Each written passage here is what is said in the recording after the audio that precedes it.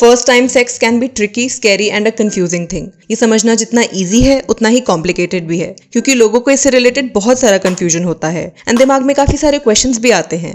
तो आइए जानते हैं वो क्वेश्चंस क्या है and let us answer them in the most basic way.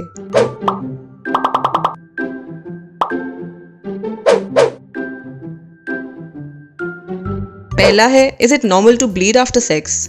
Vaginal bleeding सुनने में जितनी स्कैरी लगती है उतनी ही कॉमन भी है।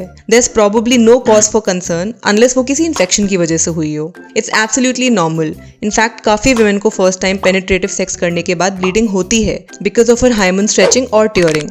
Contrary to popular belief that the hymen breaks, it really doesn't. It just stretches.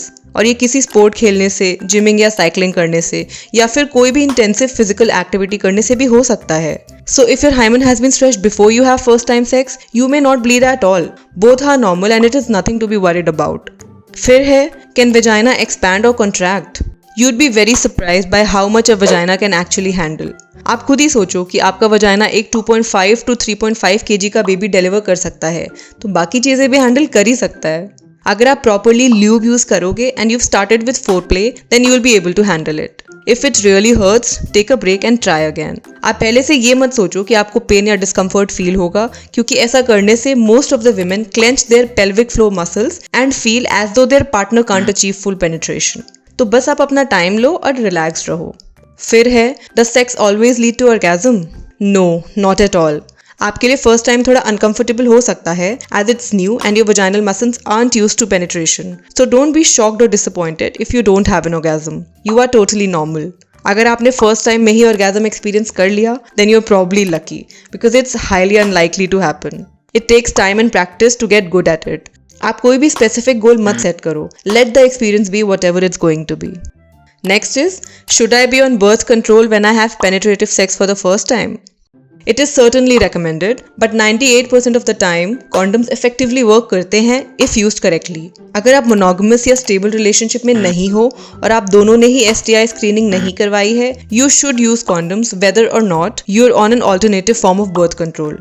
Always have protection and always be comfortable enough to make sure you have a frank discussion about protection before you make a decision to have sex with someone. सबसे least efforts जो आप डाल सकते हो वो ये है कि आप या आपके पार्टनर ने कॉन्डम पहना हो, both for contraception and for disease prevention.